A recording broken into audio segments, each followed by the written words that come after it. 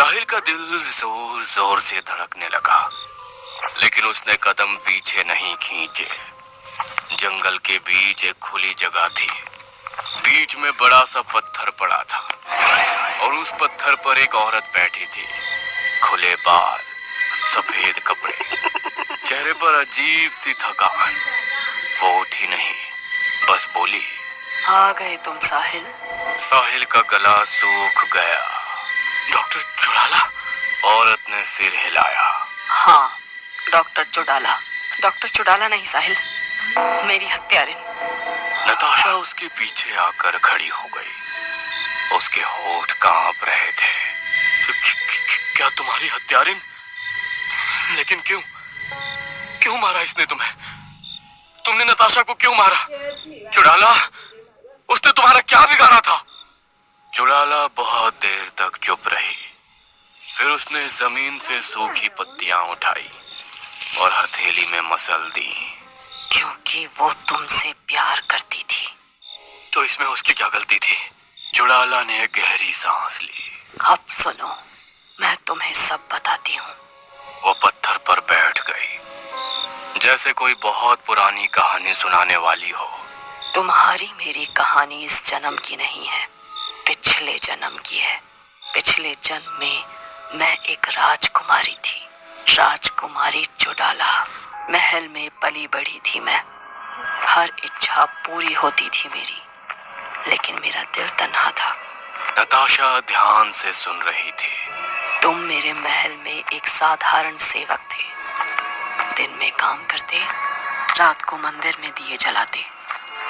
मैं रोज छुपकर तुम्हें देखा करती थी। उसके चेहरे पर हल्की सी मुस्कान आई। तुम कभी मेरी तरफ आंख उठाकर नहीं देखते थे, और यही बात मुझे सबसे ज्यादा खींचती थी। एक दिन मैंने खुद तुम्हें बुलाया। मैंने पूछा, तुम मुझसे डरते हो? और प्यार करने वाले डरते नहीं। नताशा की सिसकी निकल गई। इसे इस बात की बिल्कुल भी उम्मीद नहीं थी कि जिसे वो प्यार करती थी वो भी उससे प्यार करता है। वो पहली रात थी जब मैं राजकुमारी नहीं, सिर्फ एक लड़की थी। चुड़ाला कुछ पल चुप रही। उसकी आंखें जंगल की जमीन पर जमी हुई थी, जैसे वहां उसे अपना पूरा अतीत दिख रहा हो। फिर उसने भारी आवाज में बोलना शुरू किया। मेरे पिता राजा सूर्यदेव। उसका गला भर आया। उन्हें हमारे प्यार का पता चल गया था। उसने सिर उठाकर साहिल की तरफ देखा। पूरा दरबार सजा था साहिल। राजा, मंत्री, सेनापति सब बैठे थे। उसकी आंखों में गुस्सा और बेबसी एक साथ उतर आए। मेरे पिता ने कहा था, एक सेवक की औकात नहीं कि वो एक राजकुमारी का सपना देखे। साहिल की सांस रुक सी गई। चुड़ाला की आवाज अब कांप रही थी। उसी दरबार में मेरे सामने उसने पल भर के लिए आंखें बंद कर ली। तुम्हें घसीट कर ले जाया गया। उसकी आवाज टूट गई। मैं चीखती रही, अपने पिता के पैरों में गिर गई, रो रो कर भीख मांगती रही, लेकिन किसी ने मेरी एक नहीं सुनी।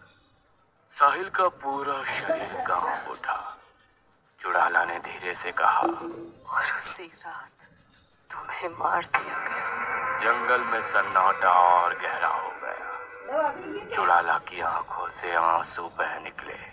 तुम्हारी लाश के पास बैठकर मैं बहुत देर तक रोती रही, और जब मुझे समझ आ गया कि अब कुछ नहीं बचा, उसकी आवाज फुसफुसाहट में बदल गई।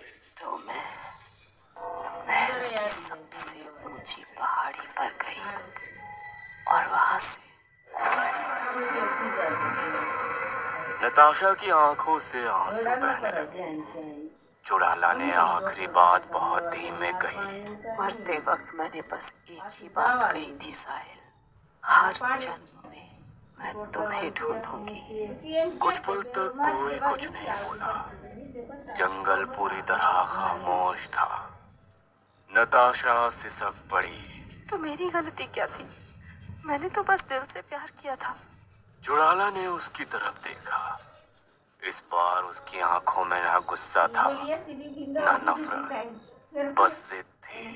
तुम गलत नहीं थी, उसने एक पल रुककर कहा, लेकिन तुम मेरे और उसके बीच आ गई। साहिल दोनों के बीच खड़ा था।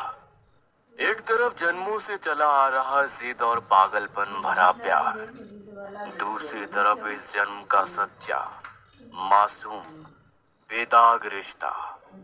और अब फैसला साहिल को करना था। जंगल में गहरी खामोशी थी। पेड़ों के पत्ते भी जैसे सांस रोक कर खड़े थे। साहिल बहुत देर तक कुछ नहीं बोला।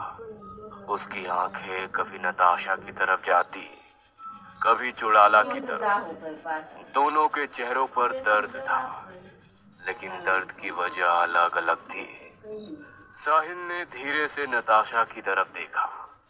उसकी आंखों में आंसू थे, लेकिन फिर भी वो साहिल को ही देख रही थी, जैसे आखिरी बार। साहिल की आवाज कांप गई। नताशा, तुमने मुझसे कभी कुछ नहीं मांगा, न जिंदगी, न वादा, न कोई हक। उसने गहरी सांस ली, बस प्यार किया, चुपचाप, बिना किसी शर्त के। फिर साहिल ने चुड़ाला की तरफ देखा। इस बार उसकी आंखों में डर नहीं था, सिर्फ सच्चाई थी। तुम कहती हो तुम मुझसे प्यार करती थी, मान लिया, लेकिन प्यार का मतलब ये नहीं होता कि जिसे चाहो उसे अपना बनाने के लिए किसी और की जान ले लो। चुड़ाला कुछ बोलने वाली थी, लेकिन साहिल ने हाथ उठाकर उसे रोक दिया। प्यार का मतलब होता है अपने प्रेमी को खुश देखना। उसकी आंखों से आंसू गिरने लगे। अगर तुम सच में मुझसे प्यार करती तो तुम नताशा को जिंदा रहने देती। माना वो भी मुझसे प्यार करती थी, लेकिन प्यार कोई जंग नहीं होती। उसकी आवाज भर आई। प्यार बलिदान का नाम होता है चुड़ाला, कुर्बानी का। तुमने बलिदान नहीं दिया, तुमने तो उसी की जान ले ली जिसकी मुस्कान में मेरी जिंदगी बसती थी। नताशा फूट फूट कर रो पड़ी। उसने साहिल की तरफ हाथ बढ़ाया। साहिल ने उसकी तरफ देखा और हल्की सी मुस्कान दी। वो मुस्कान जिसमें दर्द भी था और सुकून भी। मैंने तुम्हें खोया है नताशा, अब किसी और को खोने की ताकत मुझ में नहीं बची। वो धीरे धीरे पीछे हटा।